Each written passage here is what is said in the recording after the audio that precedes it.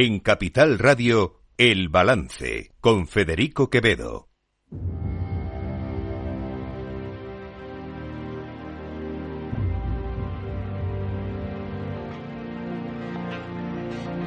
Los martes a las 8:30 en El Balance nos vestimos de gala para recibir los debates Transforma España, de la mano de Eduardo Serra y moderado por Federico Quevedo. Todas las semanas dedicaremos un espacio a reflexionar y debatir sobre aquellos asuntos que contribuyan a transformar el futuro y hacer del nuestro un país mejor.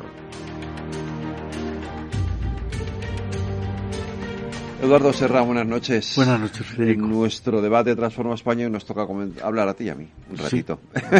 Y además de un tema muy de actualidad, porque es que estamos todos los días con esto. Sí. De una manera o de otra, esta dicotomía entre la derecha y la izquierda sigue estando presente. Yo no sé si inevitablemente o realmente la izquierda y la derecha, las ideologías hay quien dice que han muerto, pero yo sigo viendo ahí mucha ideología, o por lo menos mucho intento de ideología, ¿no? Sí, lo hay. Y probablemente sea una reminiscencia del pasado, porque realmente las palabras de izquierda y derecha vienen de la Revolución Francesa. En la Asamblea Nacional, los que estaban a un lado eran los jacobinos y otros los girondinos, y por tanto era una posición geográfica, era todo lo que decía.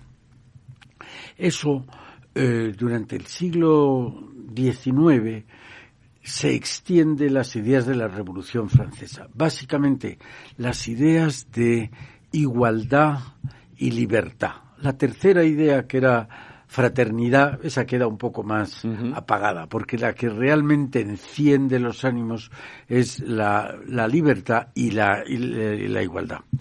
Lo que sucede y nace prácticamente al mismo tiempo que la Revolución Francesa es la Revolución Industrial. Hay que decir que de esta se habla muy poco. De la Revolución Industrial se han escrito ríos de tinta y se seguirán escribiendo. De la Revolución Industrial, que también se ha escrito, pero muchísimo menos, y la gente no le da la importancia que tiene. Y a mi juicio tiene tanta importancia o más que la Revolución Francesa. La Revolución Francesa en ideologías es fantástico, sí. Convierte a los súbditos en ciudadanos, empieza a hablarse de los derechos del hombre y del ciudadano, es estupenda en muchísimas cosas. Pero la Revolución Industrial multiplica, me parece que es por 150 la riqueza de la tierra. De modo que si desde 12.000 antes de Cristo, que es cuando dicen que empieza la vida humana, hasta el 1800, se hablaba de mejor repartir la riqueza, tenía que ser quitársela a uno para dársela a otro, porque era un juego de suma cero. Pero a partir de 1800, de la creación de la Revolución Industrial en Escocia, 1776, hay posibilidad de crear riqueza y por tanto puede darse más riqueza al que no la tiene sin necesidad de quitársela al que la tiene. Por tanto, es una revolución fantástica. Todavía en nuestro Parlamento, anteayer, entienden que hay que quitarle el dinero a los ricos para dárselo a los pobres. Esto es suicida. En principio suena muy bien, hombre, déselo al rico. Mire usted, si no se trata de quitárselo a uno y dárselo a otro, se trata de que cada vez se genere más riqueza y pueda haber un mejor reparto. Cuentan de Mário Soares, el que fue presidente del Partido Socialista Portugués, que fue a ver a Suecia, cuyo primer ministro era Olof Palme, también socialista. Los dos ilustres y los dos gente de primera. Y le dijo, bueno, tiene usted que contarme, le dijo Soares, tiene usted que contarme qué han hecho aquí para acabar con los ricos. Y dijo, señor Soares, está usted equivocado. Aquí hemos hecho muchas cosas y vamos a seguirlas haciendo para acabar con los pobres. De alguna manera, la historia de los países nórdicos, Suecia, Noruega, Dinamarca, es la historia de un magnífico reparto de la riqueza, magnífico, y no han tenido que quitárselo a nadie en cantidades como las que ahora se hablan. Yo creo que a partir de ese momento, todo el siglo XIX, un sector de la sociedad, digamos el menos favorecido, pide la igualdad y el sector más favorecido pide la libertad. Eso es donde está. Eso que, como digo, dura todo el siglo XIX, cuando se hablaba del capitalismo manchesteriano y los niños de 10 años trabajando 12 horas diarias, 7 días a la semana, en fin, cosas inhumanas, cristaliza ya en el siglo XX en la Revolución de Octubre rusa. Uh-huh. Y en esa revolución se impone el comunismo. Trotsky y Lenin y luego Stalin, y se genera un sistema, a mi juicio, horripilante, que nos cuesta millones de muertos y que al final no ha hecho de Rusia un país mejor. Pero lo que sí creó el comunismo en Rusia fue un pánico en los países del occidente de Europa y en Estados Unidos, en virtud del cual estaban dispuestos a dar el oro y el moro con tal de que no hubiera comunismo en su país. Uh-huh. Y así nace, después de la Segunda Guerra Mundial, el estado del bienestar. Y el estado del bienestar significa quitarle el dinero al que lo tiene. Siempre lo tienen menos que los que no lo tienen.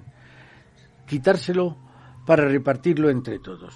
Y surge, hay cantidades ingentes de dinero que en aras de la igualdad pasan de unos bolsillos a otros. Y hoy tenemos unas cosas estupendas del estado del bienestar, como son la educación para todos o la sanidad para todos. Yo creo que esto nadie puede discutir, que son logros de la humanidad. El problema básico, pero de esto no se habla, es si eso se puede mantener o no. En el tiempo, claro. En el tiempo. Ahí lo que dicen Europa es el 6 o el 7% de la población mundial. Éramos el 25%, ahora somos el 18% de la riqueza mundial y somos el 55% del gasto social. Cualquier economista con el que hables de eso te dice, eso es insostenible.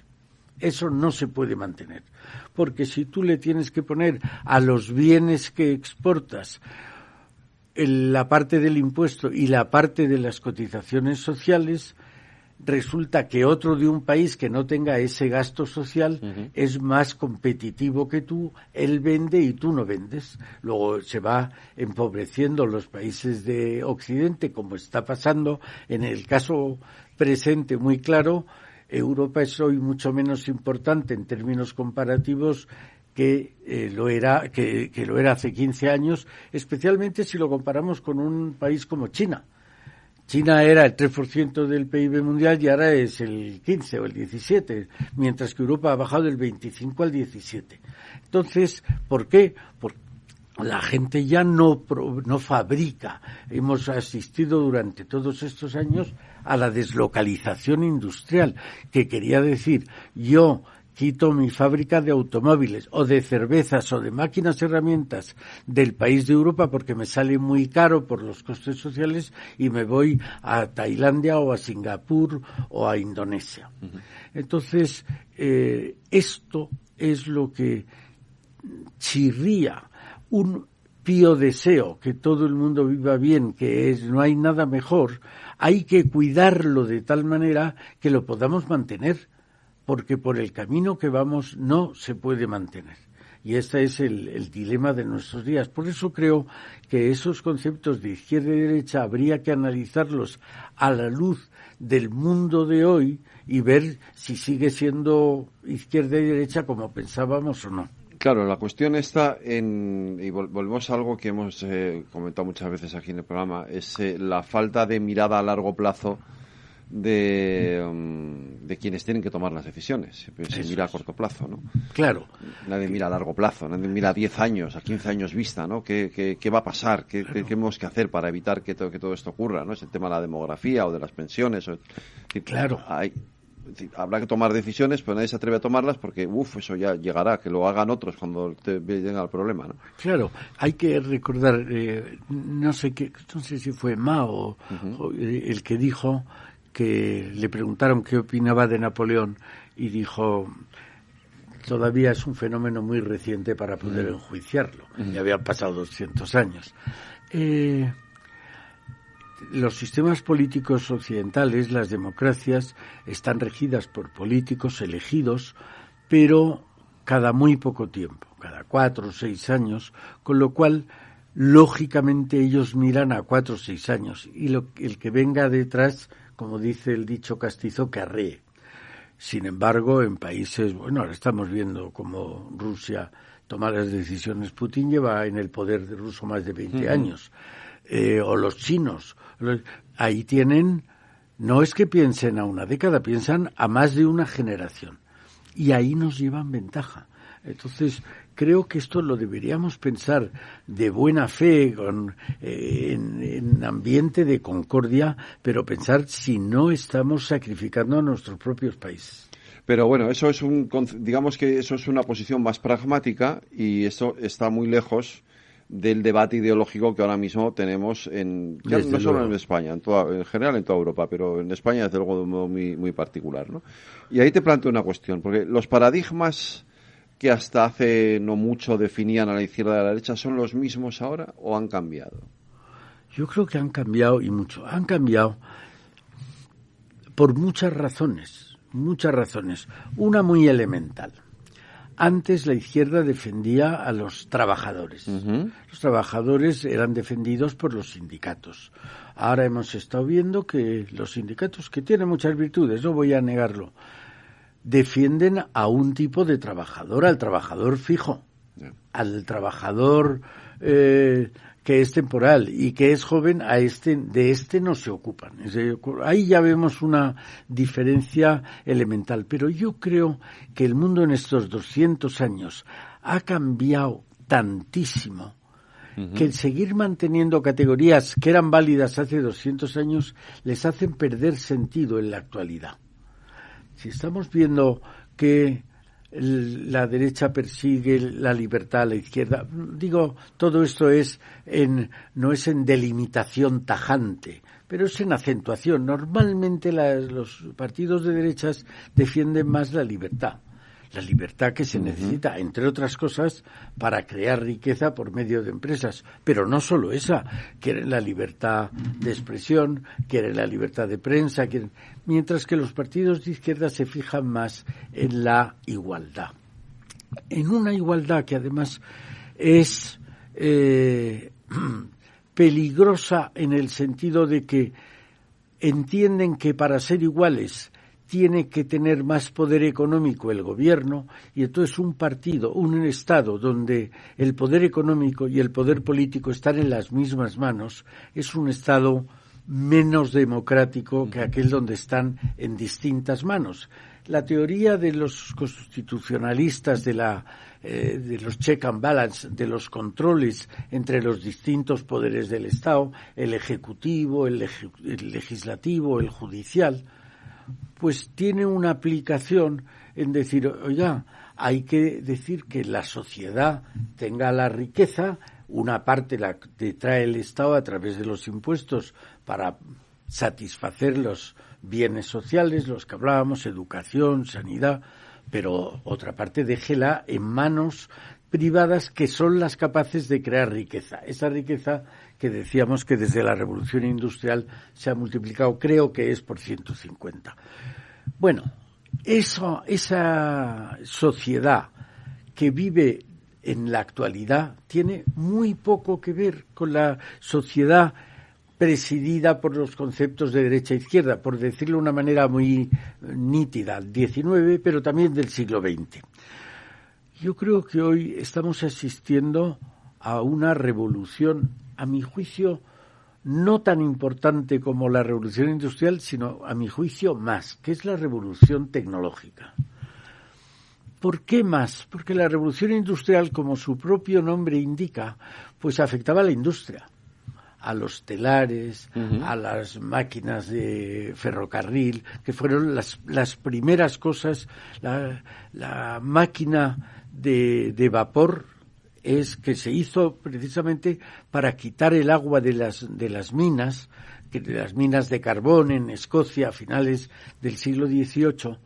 Esa era una revolución que afectaba a un sector de la sociedad. La revolución que estamos viviendo ahora afecta desde luego a la industria, pero afecta al campo. Estamos viendo lo que está pasando en el campo con los nuevos productos, con la manipulación genética. Afecta lo decías al principio, a la demografía. España, que ha pasado en muy poco tiempo de ser un país poco desarrollado a un país muy desarrollado, la media de hijos por mujer era 5 y ahora es 1,4. Ha sido un cambio fantástico, no digo bueno, un cambio drástico. Pero no es solo en eso, las clases sociales. Antes había los nobles, los burgueses, y ahora vemos la cantidad de gente que se ha incorporado por medio al estado de bienestar. Las clases sociales no son las que eran hace 100 años, ni muchísimo menos. Pero incluso, habiendo variado las clases sociales, las relaciones entre las clases han cambiado mucho. Hoy el usted va desapareciendo, como va desapareciendo la corbata, ¿no? Entonces, yo creo que habría que hacer una reflexión entre todos. Estas sociedades desarrolladas son sociedades de gente madura. No tengo que decir que decida por mí otra persona. Hay determinadas cuestiones que son necesarias una especialización que yo no tengo. Pero muchas otras cuestiones las puedo decir yo sin necesidad de que las decida otro por mí. Pongo un ejemplo solo. En Estados Unidos, tú tienes un dinero y quieres ayudar, porque tienes dinero para ayudar a un museo. Y tú decides si apoyas al Metropolitan o apoyas al MoMA. Tú lo decides. Y el Estado lo que hace es que usted decide apoyar a un museo que es un fin público que me interesa a mí, yo le desgravo los impuestos que usted dedique a ese museo. ¿Qué pasa en países como el nuestro?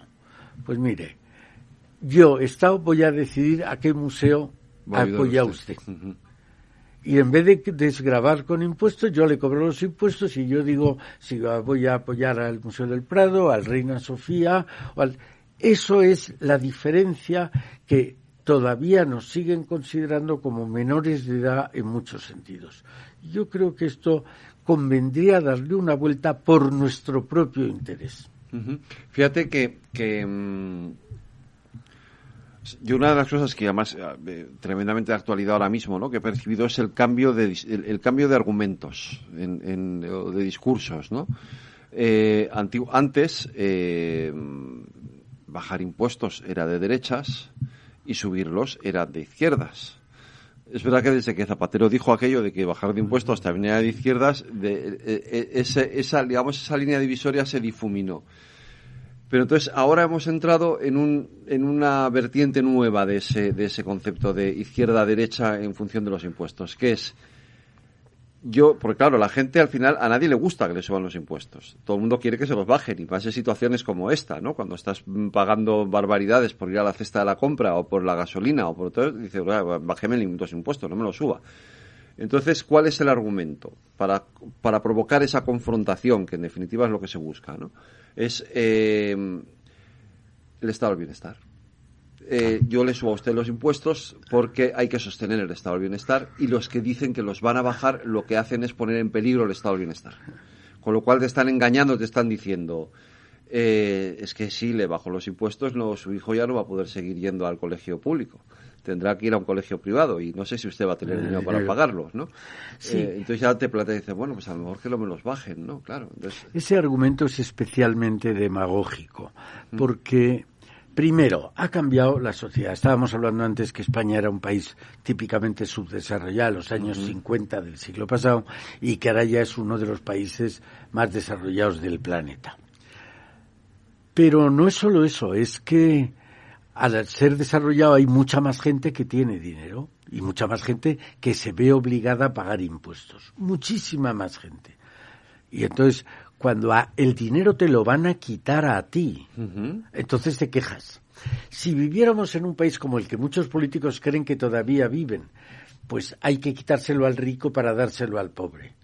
No caen en la cuenta de cuántos ricos hay, cuántos pobres hay, y por cada euro que le quitas a un rico, ¿cuánto le llegaría a un pobre? Que sería una millonésima parte. Pero no es solo eso. Es que a veces, por subir impuestos o poner impuestos nuevos, se pierde la recaudación. Uh-huh. Ahora mismo se está hablando de que se va a poner un impuesto extraordinario de patrimonio. Hay que recordar, los que vivieron lo saben, que en los 80 creo que se puso un impuesto del patrimonio extraordinario, uh-huh, porque iba a durar en 2 años. Ya. Todavía lo tenemos. Y han pasado 40. Entonces... Es más, lo quitaron en 2008 porque lo quitó Zapatero y lo volvieron a poner. Claro. Pero esta idea se olvida de una realidad, y es que a veces recaudas menos. Uh-huh. Puede ser por 2 motivos. Un motivo, yo cobro el 12% de la riqueza, vamos a poner. Si lo bajo, gente que estaba viviendo en lo que se llama la economía sumergida dice, oye, ya, si me lo bajan al 10 me compensa pagar. Claro. Y entonces empieza a declarar y empieza a pagar. De manera que habiendo bajado el impuesto aumenta la recaudación. Por el contrario, si yo subo el tipo impositivo, gente que hasta ahora pagaba va a decir que no paga. ¿Cómo? Pues con el caso que se está ahora discutiendo en las Cortes, de si se hace un impuesto, se aumenta el impuesto de solidaridad, hay gente que se está marchando de España. Uh-huh. Y no va a pagar. No, claro. Se va a ir a Portugal y va a dejar de pagar. De manera que cuentas el argumento demagógico, que es para quitárselo a los ricos y dárselo a los pobres, y te encuentras con que recaudas menos para sostener el estado de bienestar. Uh-huh. No digo que siempre se recaude menos, pero muchas veces se recauda menos. Pero no se dice. ¿Por qué?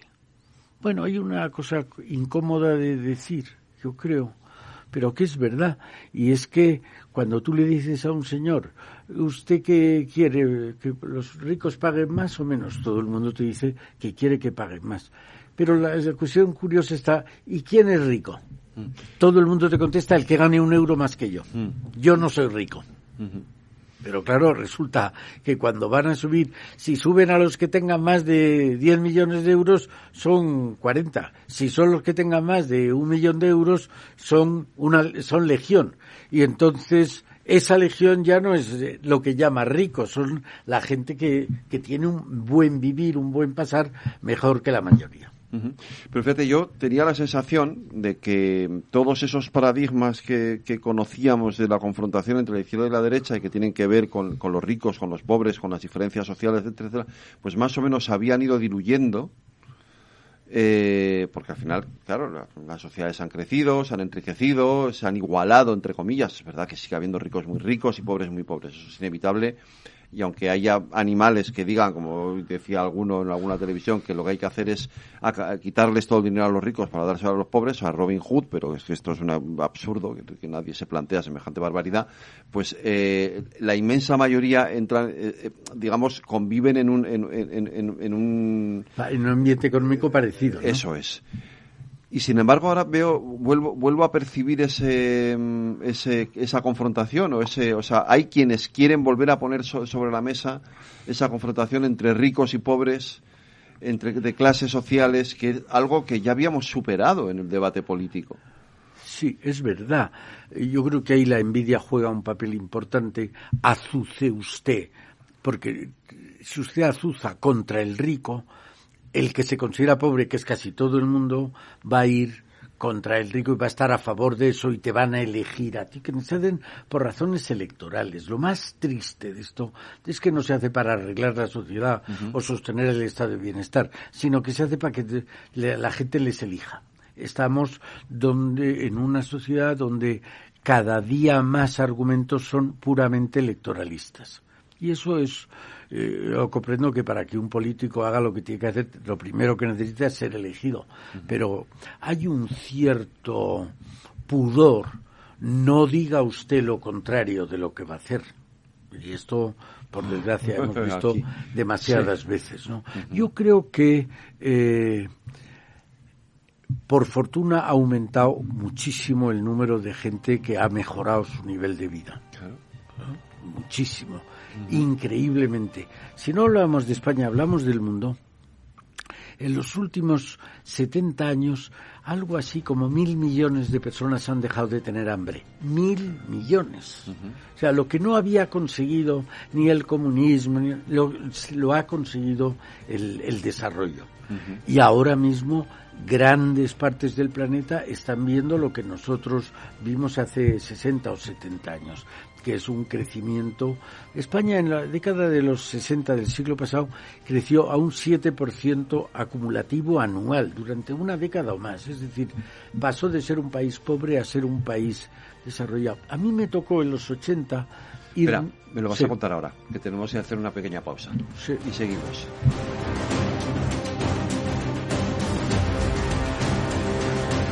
Transforma España.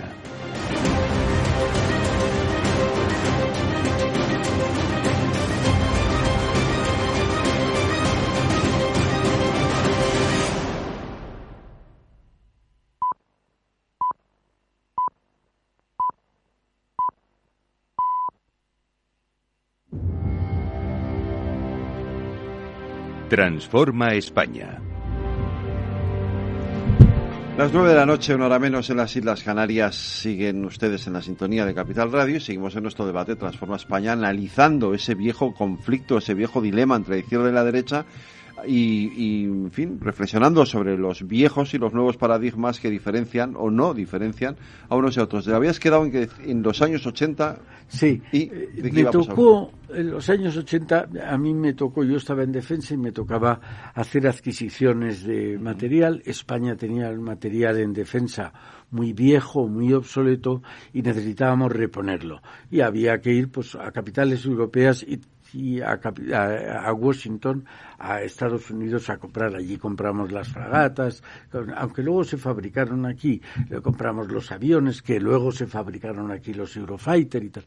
Y con ese motivo yo iba a contarles a los americanos lo que era la llegada, la transición, la llegada a la democracia. Y era asombroso porque le decía, el número de lavadoras o de aparatos de televisión o de automóviles en los últimos 30 años.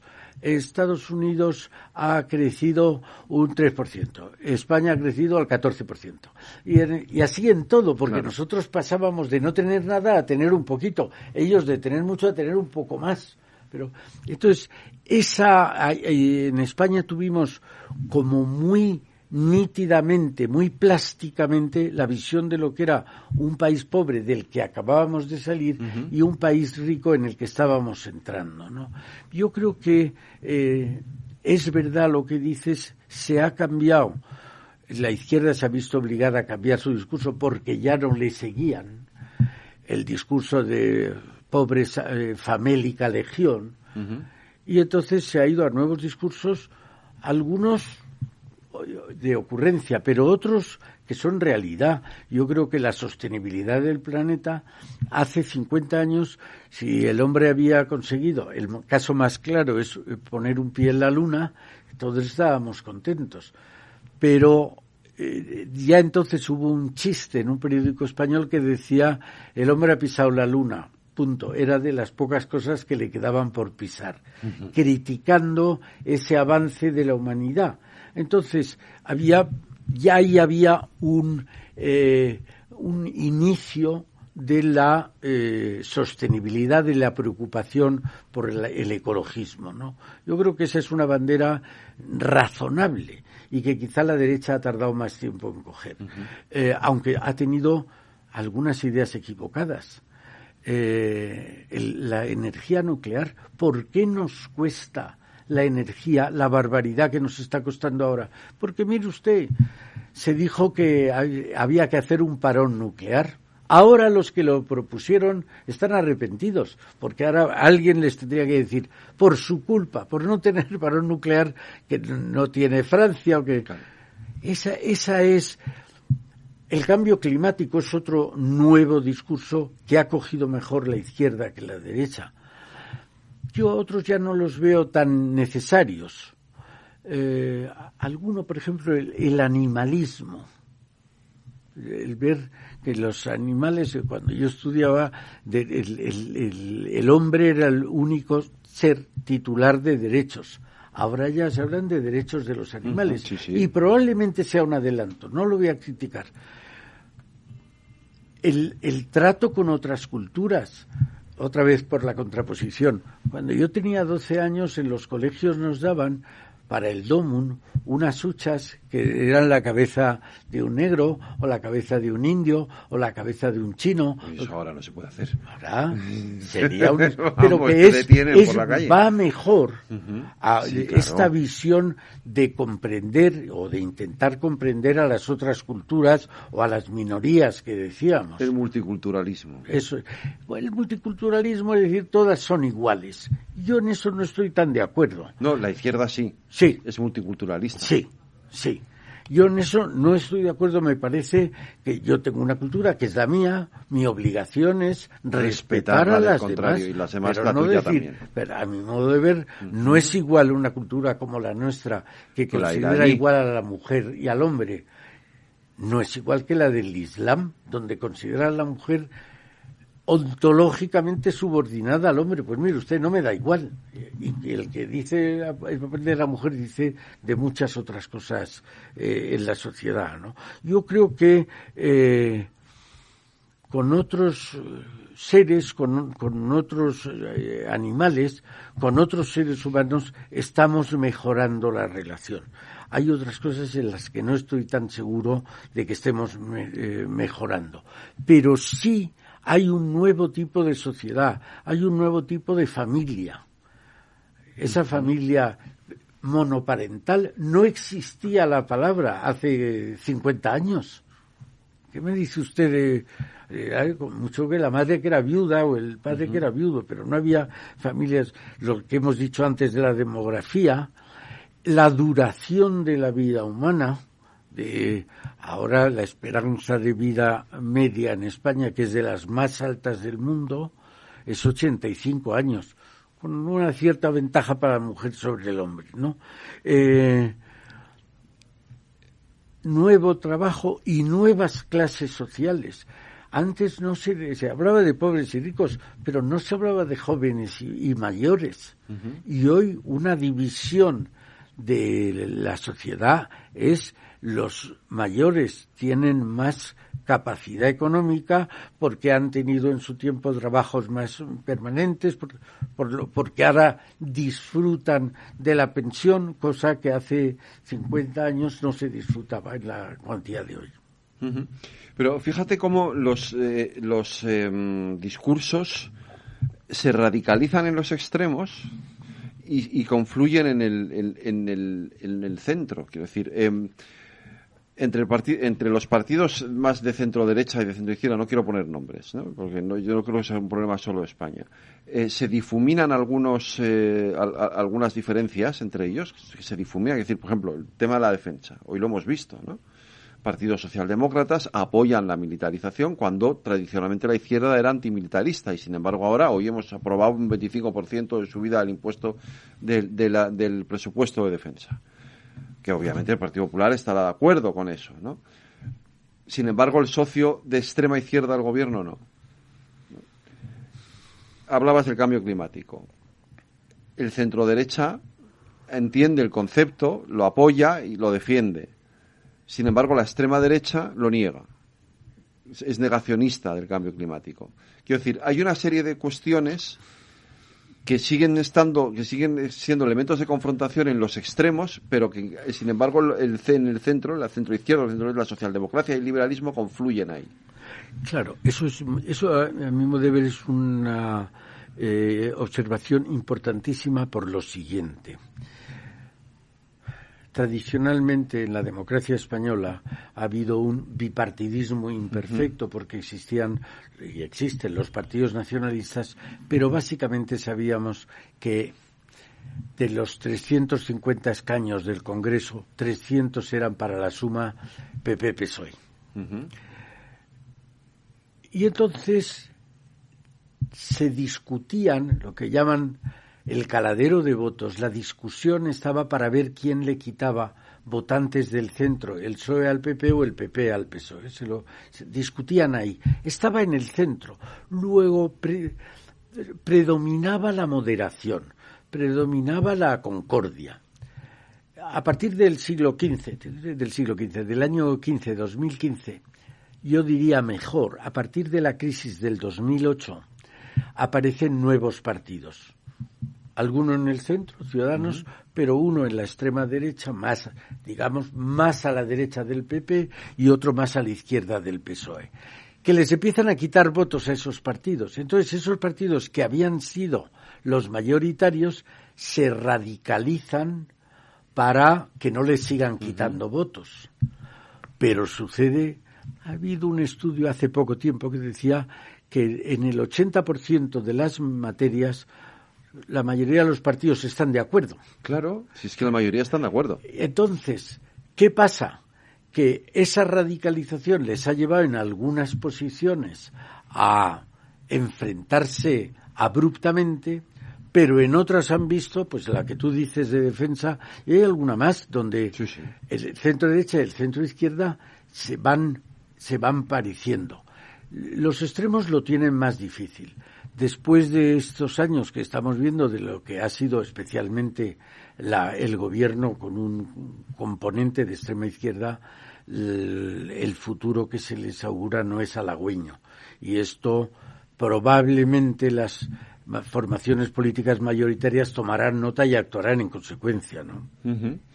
Hemos hablado de una de las revoluciones que lo hemos dejado ahí un poquito pendiente, que yo creo que es trascendental en el siglo XXI y que también condiciona muchísimo los discursos de unos y de otros, que es la revolución tecnológica. Desde luego, ¿no? Desde luego.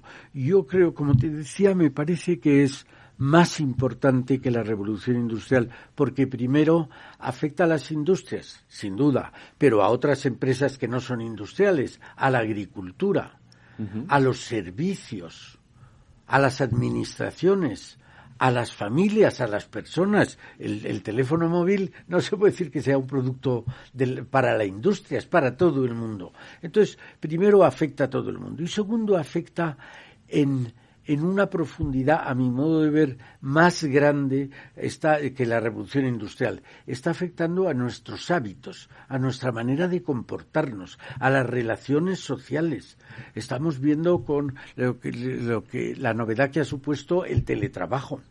Estamos viendo que hay una posibilidad, después de que en algunos países, en concreto en el nuestro, la gente se ha ido a vivir a las grandes poblaciones y ha dejado vaciada una parte importante de nuestro territorio, las tecnologías van a permitir o están permitiendo que se vuelva. Uh-huh. Es decir, afecta con más profundidad de lo que afectó la revolución industrial. Tercero, afecta al trabajo. Cuando la revolución industrial empezó en Inglaterra, se suscitó un movimiento obrero que se llamaron los luditas, que rompían las máquinas.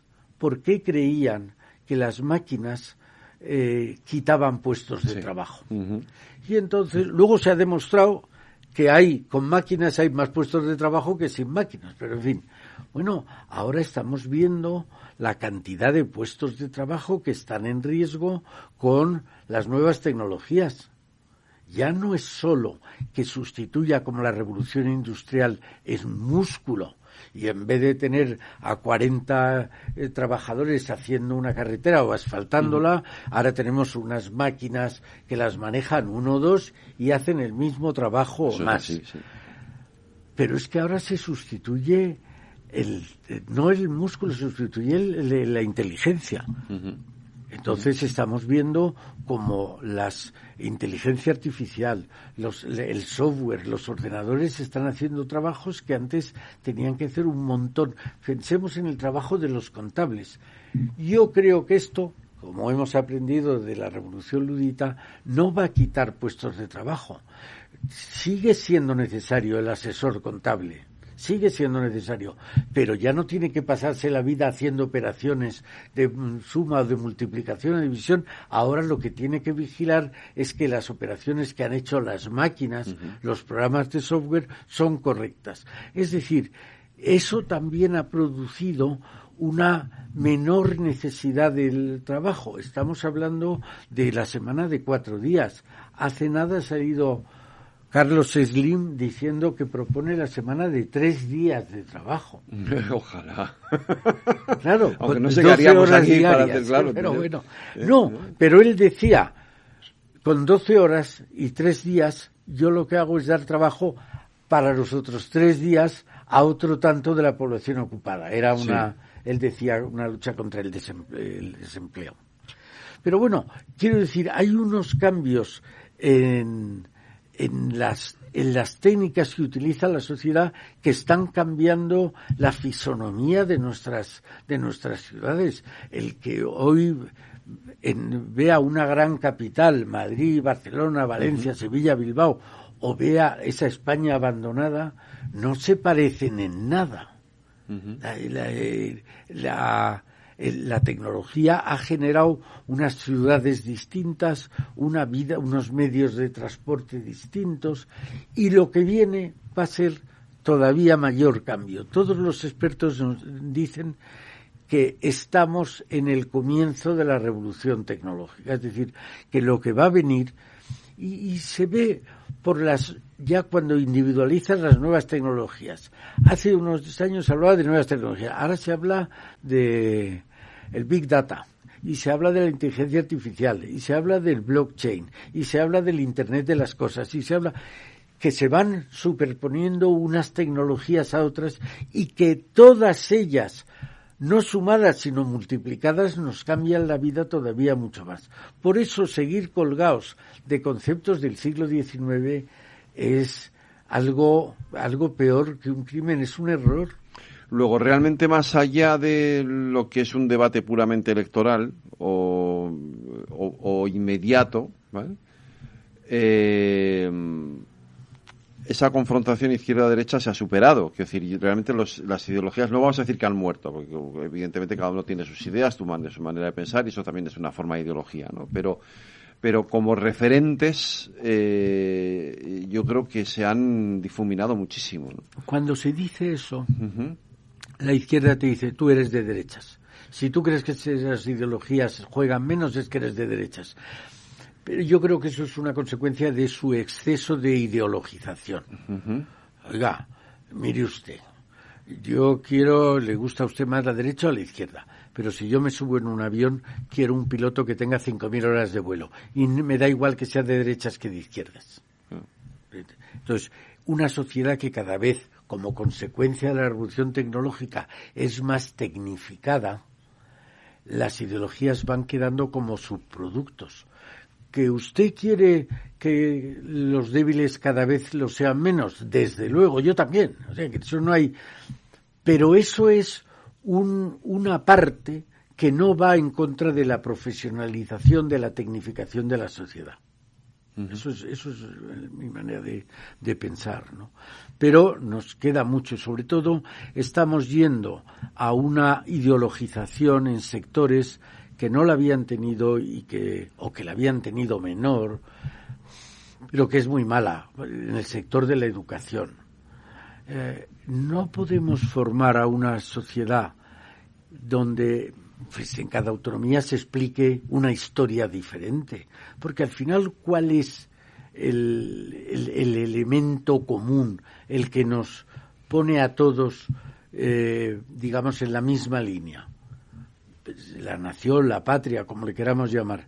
Si usted le explica el pasado, y no hay mejor manera de vislumbrar el futuro que conociendo el pasado, de manera radicalmente diferente en 17 autonomías, usted no está haciendo porque en el futuro sigamos siendo una nación. ¿Y qué ventaja tiene ser una nación? Pues mire, es posible que eso se pudiera discutir. Pero en época de globalización, el partirse en pedazos es renunciar a tener voz en el mundo. Pongo un ejemplo. En el año 2000, entre las 10 mayores economías del planeta había 4 europeas: Alemania, Reino Unido, Francia e Italia.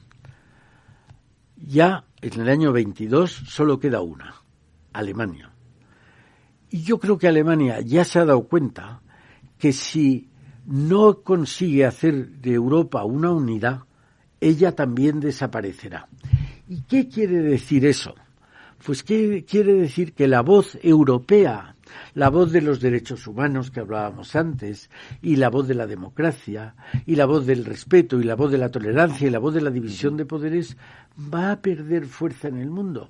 ¿Y quién la ganará? No lo sé, esa fuerza, quién la ganará. Pero si son los tártaros, pues me gusta menos. No critico en nada a los tártaros, pero me gusta menos las costumbres de los tártaros que las mías. Me gusta menos la dictadura que la democracia. Entonces, si yo quiero que se me siga escuchando, tengo que tener voz. Y tener voz te lo da, entre otras cosas, el tamaño. Pero entonces, eso me lleva a una reflexión que yo me he hecho muchas veces cuando se habla cuando se dice, estamos ante el fin de las ideologías. Y yo pienso, no estamos en el fin de las ideologías, estamos en el nacimiento de nuevas ideologías.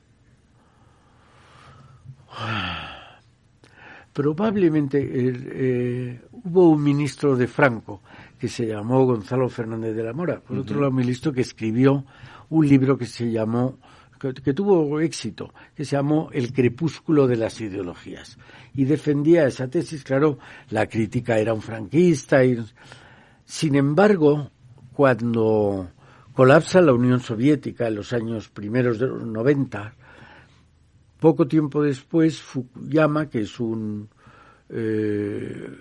pensador americano muy ilustre, escribió El fin de la historia. Ya pensaba que todo el mundo iba a abrazar la democracia y los derechos humanos y que entonces se había terminado las luchas, las conflagraciones. Él dice que no era exactamente ese sentido, pero así se interpretó por la mayoría de los lectores. Y estamos viendo lo equivocado que estaba. Sigue habiendo, tenemos una guerra en Europa ahora, sigue habiendo conflictos por todos lados y la democracia está lejos de imponerse. Estamos viendo lo que pasa en distintas regiones del mundo y no está todo el mundo abrazando la democracia. Y deberíamos tener cuidado y darnos cuenta en qué critican la democracia para poder contrarrestar estos ataques. Pero lo cierto es que todo eso es lo que está creciendo y fíjate, lo vemos ya vamos a lo que estamos viendo ahora mismo, esa guerra en Ucrania, el ascenso de los nacionalismos más exacerbados, el endurecimiento de dictaduras como la de China o como la de Corea. Fíjate lo que ha pasado hoy con esa amenaza de Corea sobre Japón. En fin, ya no es un conflicto entre derecha e izquierda, sino un conflicto casi cultural o sí. Vamos a ver, las ideologías que hemos hablado, la derecha e izquierda, y que tuvieron su máxima expresión durante la Guerra Fría, claro, a raíz del fenómeno de la globalización, pues quedan un poco arrinconadas, porque lo que tenemos que discutir es conceptos de la democracia y tal, y probablemente tengamos que repensarlo. Si creemos que todo el mundo, toda la sociedad española, está igualmente interesada en la democracia, en la división de poderes, en el legislativo, en el ejecutivo, ¿no? Creo que estamos equivocados. Esa es la cuestión. La mayor parte de la gente lo que quiere, y hace muy bien, es vivir mejor. La burguesía ilustrada que trajo la democracia, pues esa sí está interesada. Pero otra gente yo creo que está, digamos, menos interesada. ¿Por qué se está poniendo de moda China? Porque están creciendo al 6% anual. Y a un tío que esté en un pueblo arrinconado, el decirle, oiga, ¿qué quiere usted? ¿Crecer al 6% y no tener, no digo libertad de expresión, pero no tener derecho a votar o derecho a sindicarse, o crecer al 1,5% y tener todo tipo de derechos? Pues yo creo que nos sorprendería las respuestas que nos darían. Pero hay más de eso. Rusia, Putin, se ha encargado de prostituir las democracias. Está demostrado que han intervenido en las presidenciales francesas y en las presidenciales de Obama y en las presidenciales de Biden y en el Brexit. Han intervenido, han manipulado, han han falseado la voluntad popular y la gente dice, pero ¿qué democracia estoy viviendo si esto con unos ordenadores me lo quitan? Y luego también esos populismos dentro de nuestros países que están diciendo que la democracia burguesa, liberal no sirve y están buscando otra salida. Y hemos visto sus casos. Hombre, al final les vemos que al final son incapaces de criticar a Putin o a Irán, porque si les han financiado. Entonces, creo que debemos ser conscientes, y hay unas encuestas abracadabrantes de la falta de apoyo, tanto en Estados Unidos como en Europa, a la democracia en las sucesivas generaciones. Los nacidos en los años 30, 40, 50 del siglo pasado, pues un 70% creían que la democracia era esencial para su propia vida. Ahora esos porcentajes han bajado del 70 al 30%. Ahora ya hay mucha gente que dice, no, para mí la democracia esto...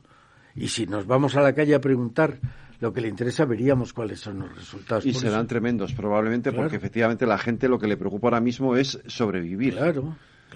Y no solo sobrevivir, es vivir mejor también. Claro. No es solamente sobrevivir, es que el que necesita sobrevivir es sobrevivir, pero el que ya vive dice, no, yo quiero vivir todavía mejor de lo que vivo, y esa es mi principal preocupación. Los griegos clásicos decían primum vivere de inde y después filosofare. Pues claro, primero la gente dice, yo quiero que mis hijos coman caliente, ¿sabe usted?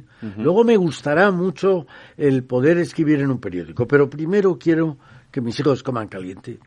Yo no soy capaz de discutir eso. No, pero claro, la idea de democracia liberal, todos los principios básicos, volvemos al principio, igualdad, libertad, se diluyen, ¿no? Se diluyen, ¿no? Se pierden, ¿no? No están en la agenda. Sería una verdadera pena, por eso. No están en la agenda social. Claro, por eso tendríamos que hacer todos los esfuerzos posibles para que esos principios se conserven sin perjuicio de que se crezca lo más posible y cada vez la riqueza se reparta mejor y todo eso. Y en eso tendrían que hacer algo los partidos que antes eran antagónicos y que ahora ya no son tan antagónicos. Y especialmente, eso es una reflexión muy importante, porque tradicionalmente se decía la política exterior y la política de defensa, que es un instrumento de la política exterior, tienen que ser políticas de Estado, tienen que estar consensuadas por los partidos que se llamaban de Estado. En mi época, cuando yo estuve en el Ministerio de Defensa, yo hablaba con el PSOE, y hablaba con el PC, y hablaba con los nacionalistas, y les decía cosas que íbamos a hacer, y en muchas de ellas encontré apoyo, en algunas otras no, pero en muchísimas encontré apoyo, porque eran políticas de Estado. Pero en un mundo globalizado como en el que llevamos viviendo 20 años, exteriores y defensa desde luego son políticas de Estado, pero la política de I+D, y la política educativa, y la política industrial, son políticas de Estado.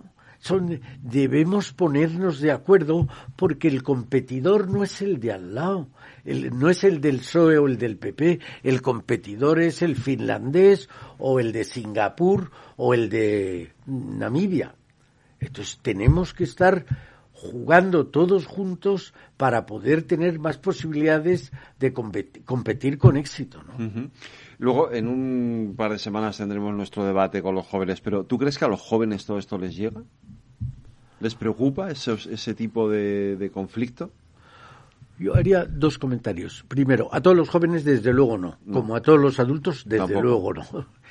Y segundo, creo que los jóvenes están ahora, su generación está viviendo otro paisaje, que es el paisaje de la dificultad de encontrar trabajo, es el paisaje de tener un trabajo estable, es el paisaje de poder comprar una casa o tener una casa en alquiler, con hipoteca. Todo eso son preocupaciones que nosotros tuvimos en nuestra época, que se nos ha pasado, pero que ahora son las suyas y es lo normal que lo sea. Pero miraremos a ver si les interesa. Seguramente sí, pero lo que es verdad es que al final lo que esos principios que nosotros nos empapamos desde pequeños en ellos, es verdad que para ellos ya no son tan importantes, no tienen la misma da la impresión, quizá se han hecho más pragmáticos. Claro.